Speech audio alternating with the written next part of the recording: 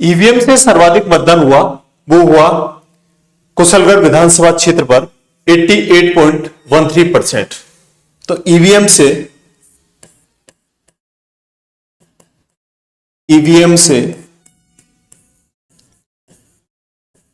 सर्वाधिक मतदान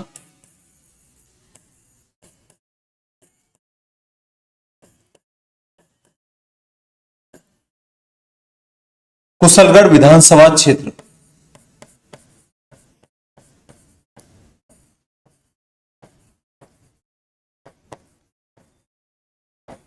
विधानसभा क्षेत्र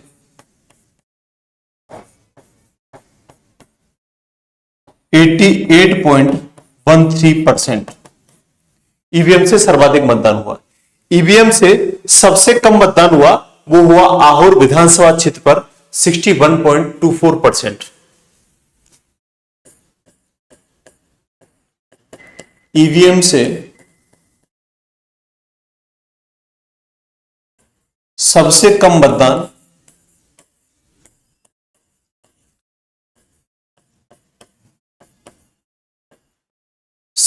मतदान वो हुआ है सबसे कम मतदान आहोर विधानसभा क्षेत्र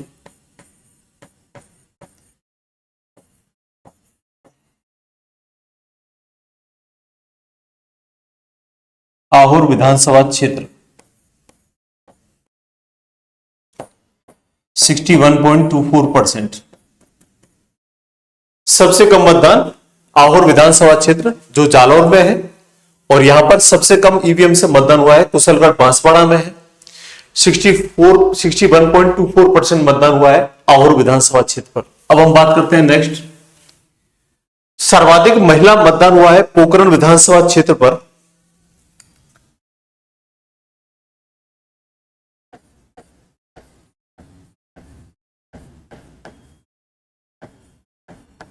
सर्वाधिक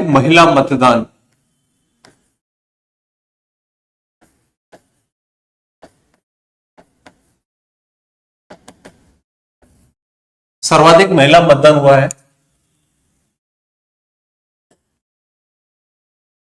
पोखरण विधानसभा क्षेत्र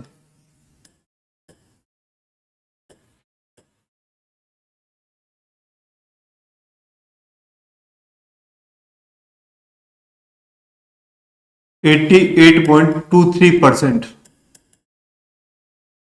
सर्वाधिक महिला मतदान पोखरण विधानसभा क्षेत्र, और सबसे कम महिला मतदान जोधपुर विधानसभा क्षेत्र 62.97%। सबसे कम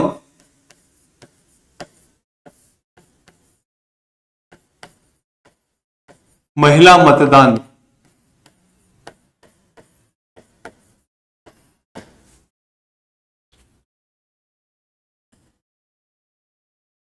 जोधपुर विधानसभा क्षेत्र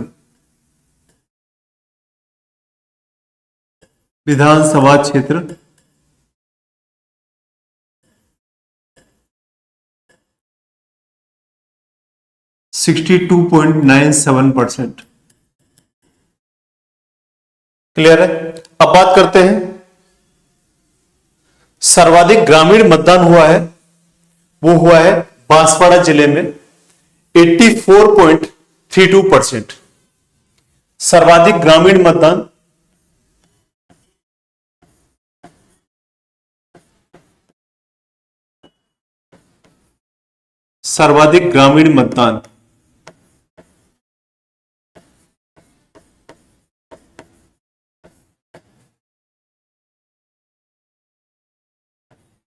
बांसवाड़ा जिला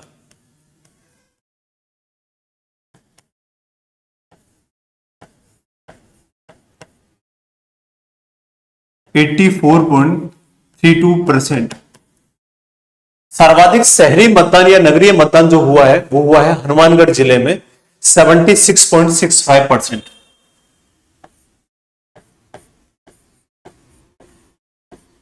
सर्वाधिक शहरी मतदान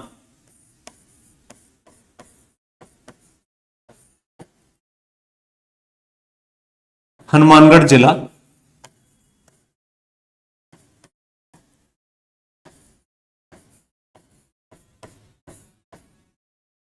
76.65%। अब बात करते हैं कि ऐसा कौन सा विधानसभा क्षेत्र है जहां पे सबसे ज्यादा मतदान बढ़ोतरी हुई। वो है बसेड़ी विधानसभा क्षेत्र जो आता है धौलपुर में। यहां पर मतदान बढ़ोतरी हुई है 9.6%। अब ऐसा कौन सा विधानसभा क्षेत्र है जहां पर सबसे ज्यादा मतदान गिरावट हुई है। वो हुई है फलौदी में 7.15%। ठीक है, तो सर्वाधिक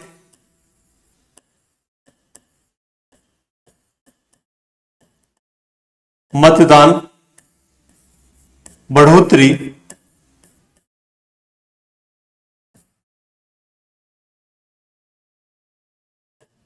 बसेड़ी विधानसभा क्षेत्र।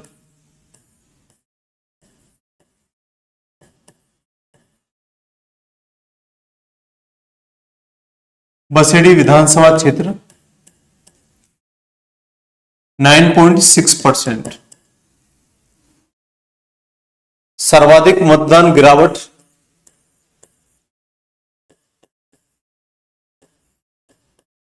सर्वाधिक मतदान गिरावट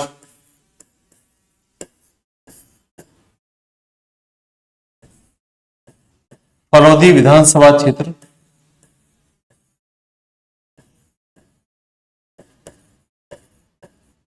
फलौदी विधानसभा क्षेत्र बसेड़ी धौलपुर में है,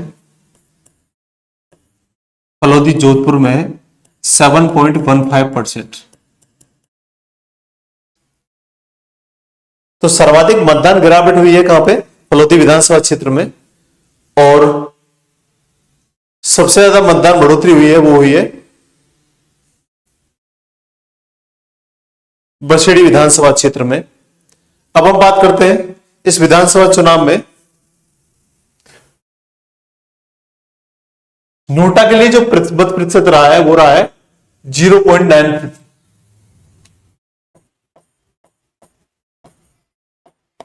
नोटा का मतदान प्रतिशत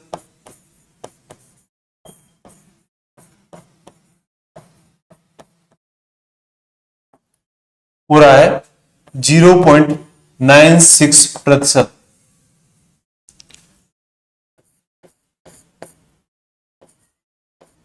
नोटा के लिए सर्वाधिक मतदान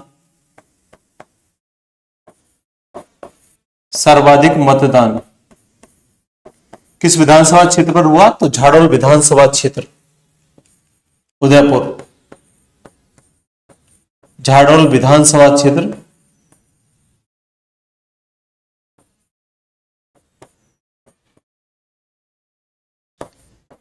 ये क्या पाता है उदयपुर में। और झाड़ोल विधानसभा क्षेत्र पर 6488 मत प्राप्त हुए हैं। नोटा सबसे ज्यादा मतदान हुआ है झाड़ोल विधानसभा क्षेत्र पर और कुल मतदान प्रतिशत रहा है नोटा का वो रहा है 0.96%। अब 199 सीटों का चुनाव परिणाम हम जान लेते हैं कि चुनाव परिणाम क्या निकला। ठीक है, तो बात करते हैं चुनाव परिणामों की।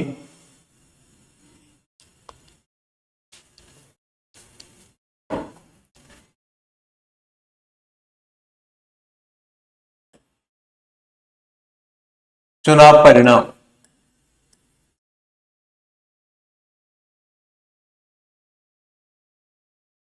बीजेपी को मिली यहां पे 115 सीट। बीजेपी को मिली 115 सीट। ठीक है,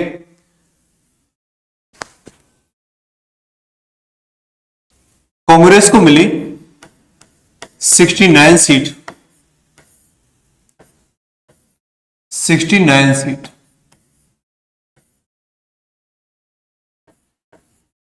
बीएपी भारतीय आदिवासी पार्टी तीसरे सबसे बड़े दल के रूप में उभरा और इसको मिली 3 सीट, 03 सीट भारतीय आदिवासी पार्टी।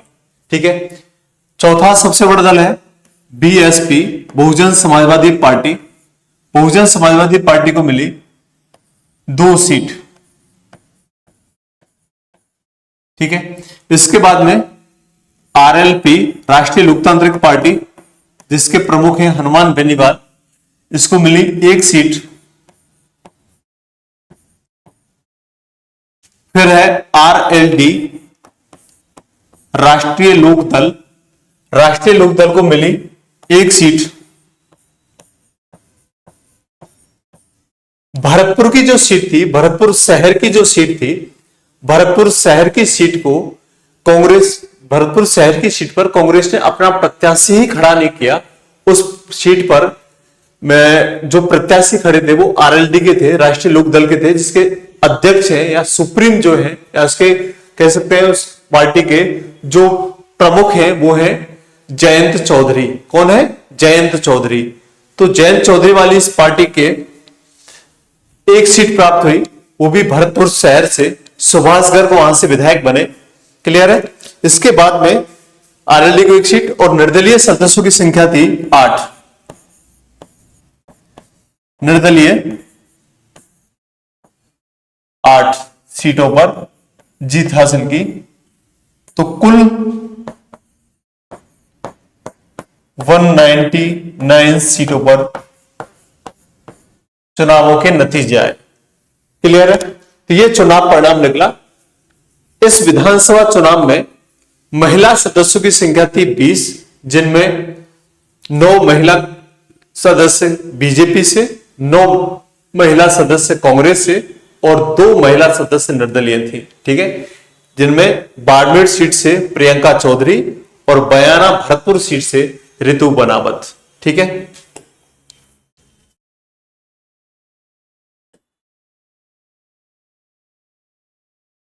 इस विधानसभा चुनाव में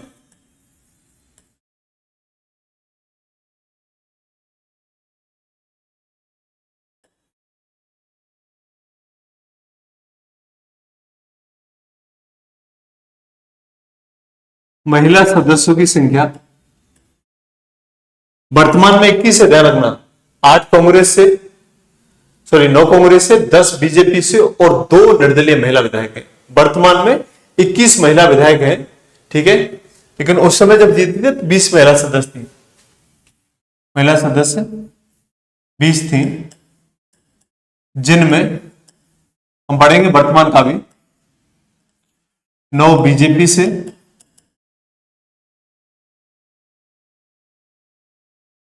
9 कांग्रेस से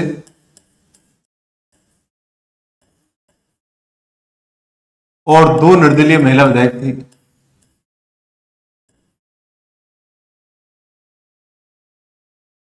और 2 निर्दलीय महिला विधायक थी।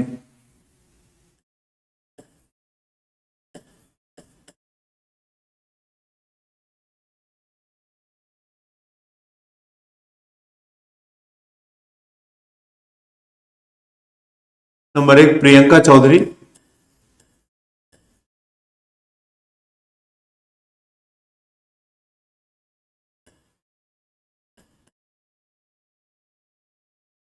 बाड़मेर सीट,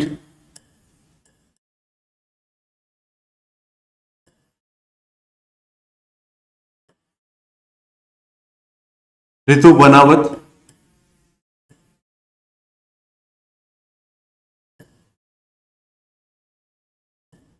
बयाना भरतपुर सीट। ठीक है, ये 2 निर्दलीय महिला विधायक थे। अब बात कर लेते हैं कि इस विधानसभा चुनाव में सबसे कम या सबसे युवा विधायक रविंद्र सिंह भाटी, सबसे युवा विधायक रविंद्र सिंह भाटी 25 वर्ष और शिव सीट बाड़मेर, निर्दलीय थे। दूसरे सबसे युवा महिला विधायक नौक्षम चौधरी, कामा सीट भरतपुर से 33 वर्ष की आयु और बीजेपी पार्टी से चुनाव जीती। क्लियर है? तो लिखते हैं 16वीं विधानसभा में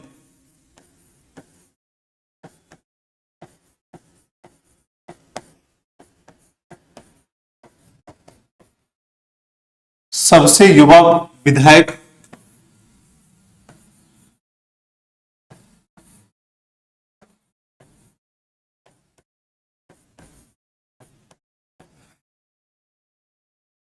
रविंद्र सिंह भाटी।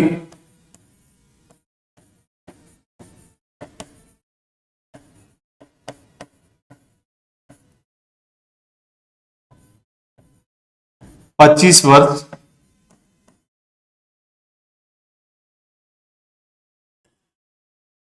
शिव सीट बाड़मेर निर्दलीय।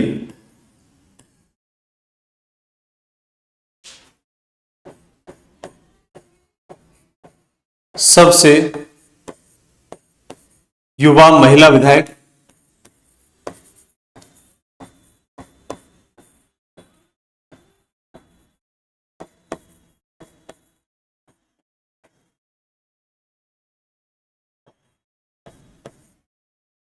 नौक्षम चौधरी।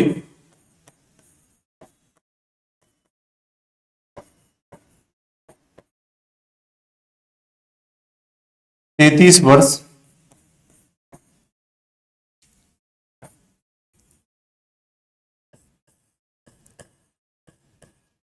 कामा सीट भरतपुर।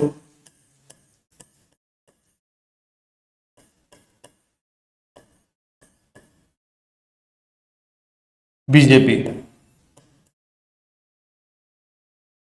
अब बात करते हैं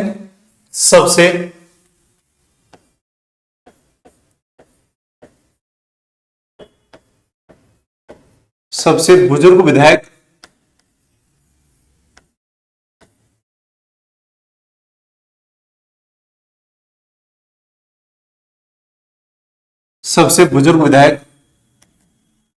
नंबर 1 हरिमोहन शर्मा। बूंदी सीट से विधायक हैं। 83 वर्ष की आयु है।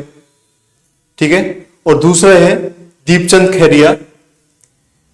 किशनगढ़वास विधानसभा क्षेत्र से निर्वाचित हुए हैं। 83 वर्ष की आयु है। कांग्रेस पार्टी से हैं दोनों। नंबर 1 हरिमोहन शर्मा।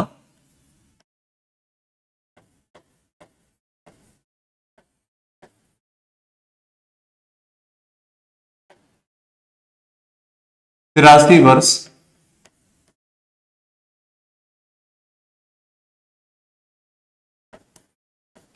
बूंदी विधानसभा क्षेत्र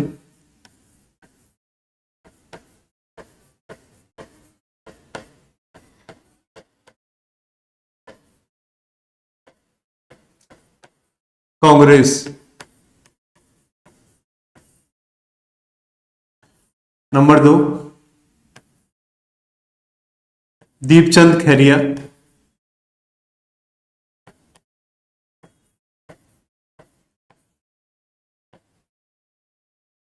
तिरासी वर्ष।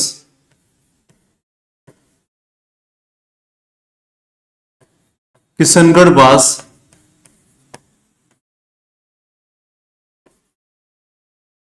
विधानसभा क्षेत्र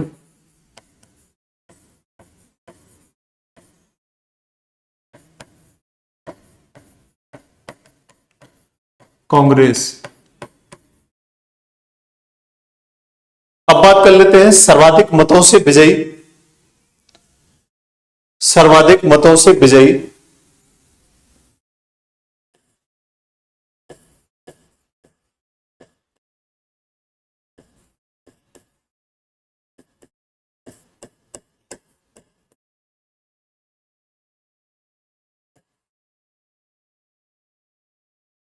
तो सर्वाधिक मतों से विजयी हुई है कौन? दिया कुमारी। 71,365 मत। दिया कुमारी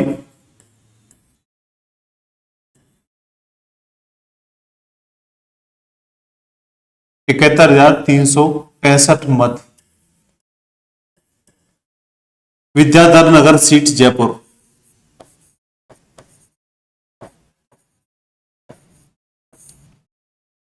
नगर सीट विद्याधर नगर सीट जयपुर। ठीक है। सबसे कम मतों से विजयी हंसराज पटेल 321 मत और कोटपुतली सीट। सबसे कम मतों से विजयी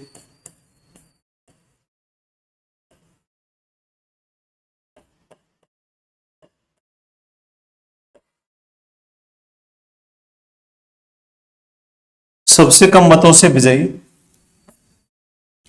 हंसराज पटेल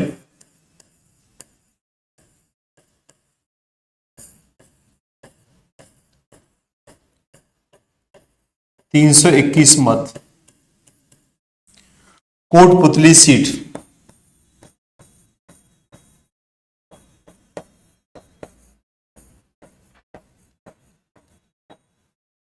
कोटपुतली सीट।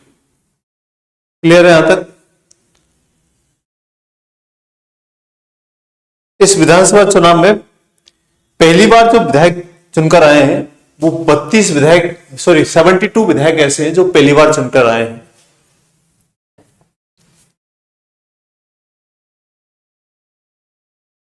इस विधानसभा चुनाव में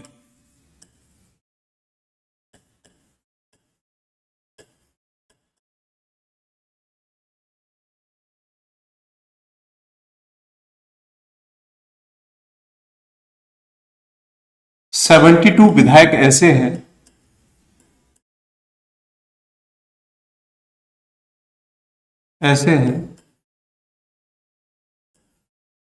जो पहली बार चुनकर आए हैं।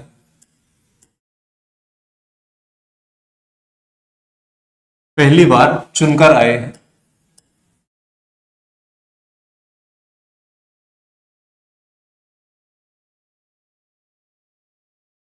पहली बार चुनकर आए हैं, ठीक है। जिनमें भाजपा के 46, कांग्रेस के 19, बीजेपी के 46, कांग्रेस के 19 और अन्यों की संख्या है 7। पहली बार 72 विधायक चुनकर आए हैं इस विधानसभा चुनाव। क्लियर है? अब बात करते हैं हम मंत्रिपरिषद के गठन की।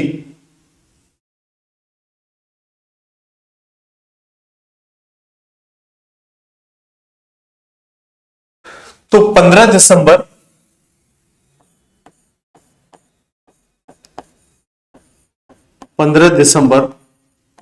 2023 को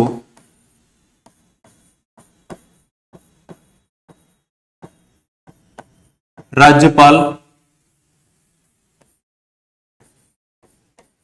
कलराज मिश्र ने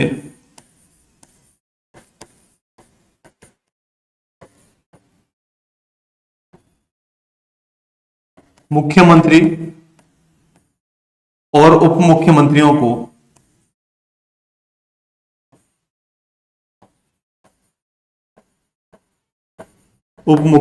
को शपथ दिलाई।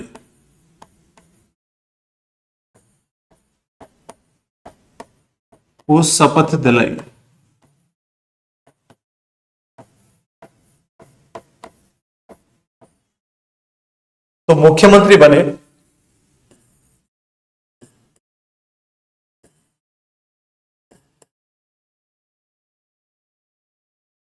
भजनलाल शर्मा।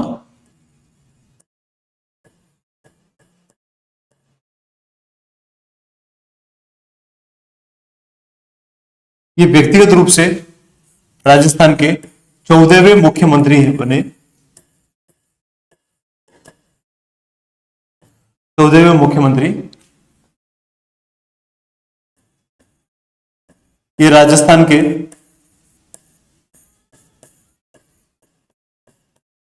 तीसरे गैर कांग्रेसी मुख्यमंत्री हैं।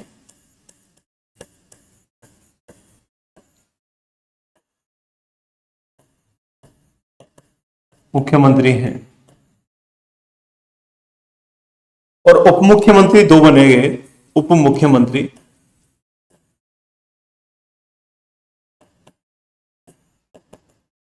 जिनमें एक तो दिया कुमारी,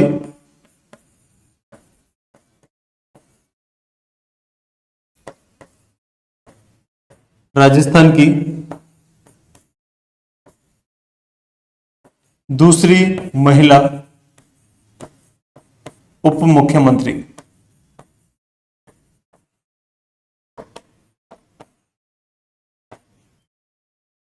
और नंबर 2 प्रेमचंद बैरवा।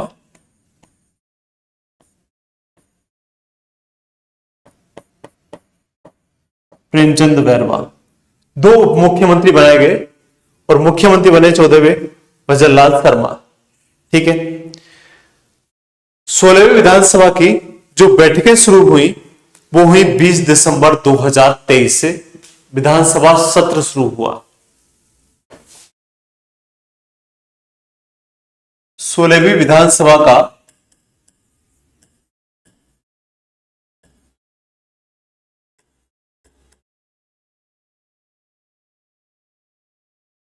पहला सत्र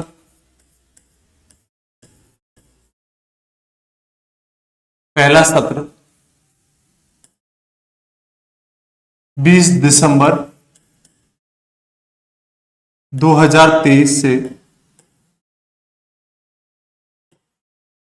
शुरू हुआ।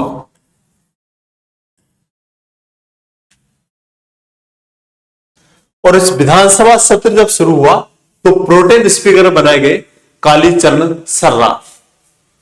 कौन बनाए गए? कालीचरण सर्राफ। तो प्रोटेम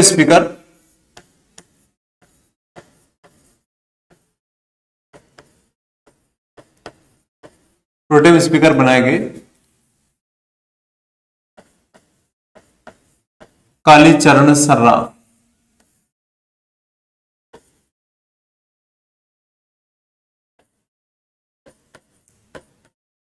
मालवीय नगर विधानसभा क्षेत्र से विधायक।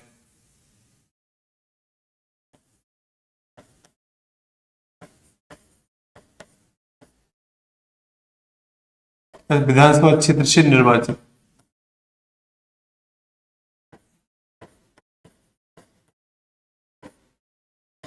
मालवीय नगर विधानसभा क्षेत्र से निर्वाचित हुए कालीचरण सर्राफ।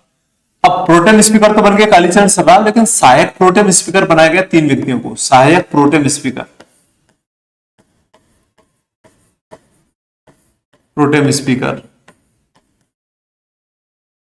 3 व्यक्तियों को बनाया गया। नंबर 1 प्रताप सिंह सिंघवी।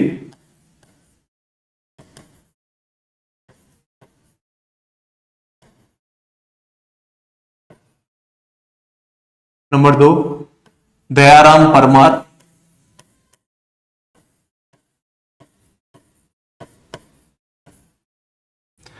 नंबर 3 किरोड़ी लाल मीणा।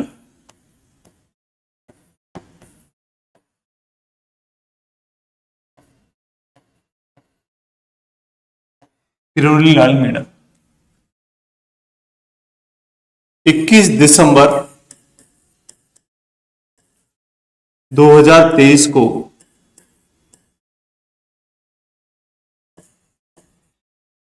विधानसभा के सदस्यों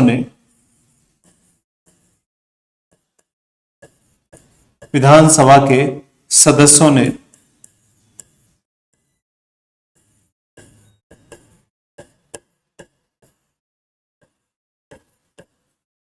वासुदेव देवनानी जी को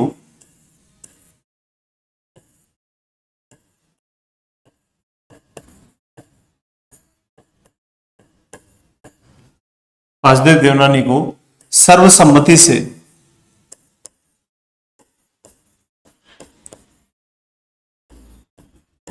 विधानसभा अध्यक्ष चुना।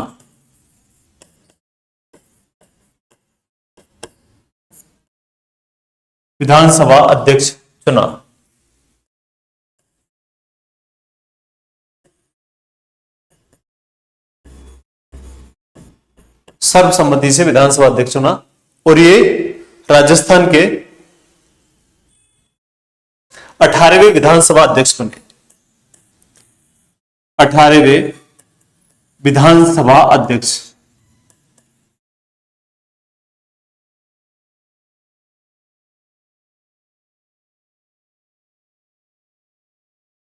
18वीं विधानसभा अध्यक्ष बने। ठीक है। 16वीं विधानसभा में विपक्षी नेता हैं, विपक्ष के नेता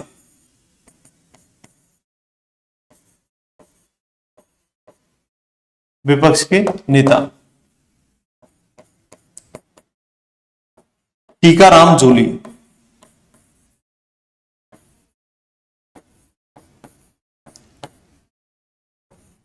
अलवर ग्रामीण से कांग्रेस विधायक।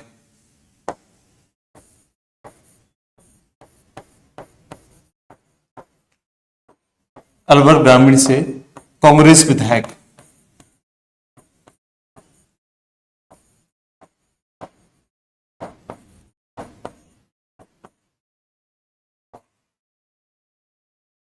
मुख्य सचेतक है 16वीं विधानसभा में, मुख्य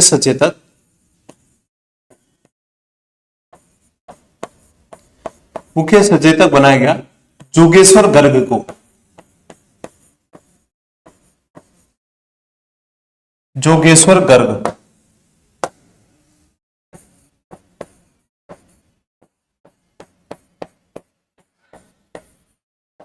जालौर से बीजेपी विधायक।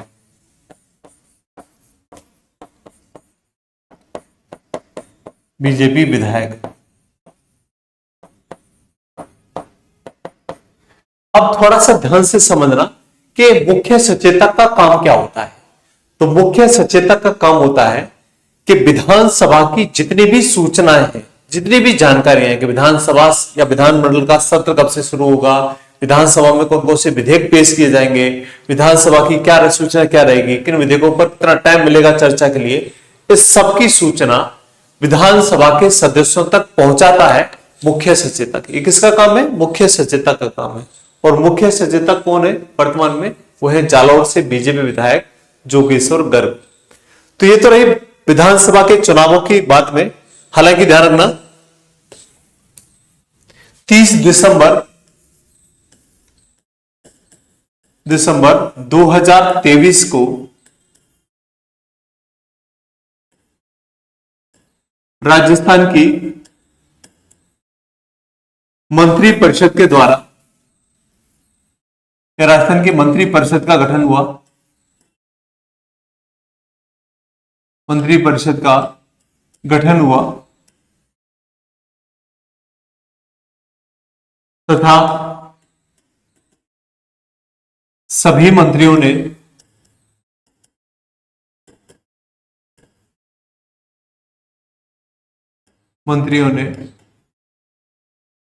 राज्यपाल कलराज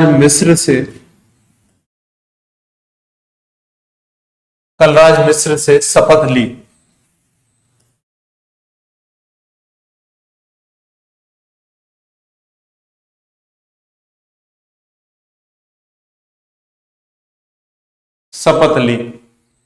क्लियर है यहां तक सबके दिमाग में? हालांकि जो मंत्रिपरिषद की संरचना है वो हम पहले पढ़ चुके हैं, ध्यान से समझ लेना। हम पूरी मंत्रिपरिषद के बजरंग शर्मा के पास कौन कौन से किस किस मंत्री के पास कौन कौन से विभाग हैं, इन सभी को हम विस्तार से पढ़ चुके हैं, ये आपको याद होगा। ठीक है। मंत्रिपरिषद का गठन हुआ 30 दिसंबर 2023 को। सभी मंत्रियों ने, मुख्यमंत्री और उप मुख्यमंत्रियों ने तो 15 दिसंबर को शपथ ले ली, बाकी सभी मंत्रियों ने 30 दिसंबर 2023 को राज्यपाल कलराज मिश्र से क्या ली है? शपथ ली है। अब हम बात करेंगे वर्तमान राजस्थान विधानसभा के उपचुनावों के बारे में। और वर्तमान राजस्थान विधानसभा में कुल 10 उपचुनाव हो चुके हैं। अब किन किन सीटों पर किन किन कारणों से उपचुनाव हुए हैं उनको हम विस्तार से समझेंगे, बात करेंगे। ठीक है।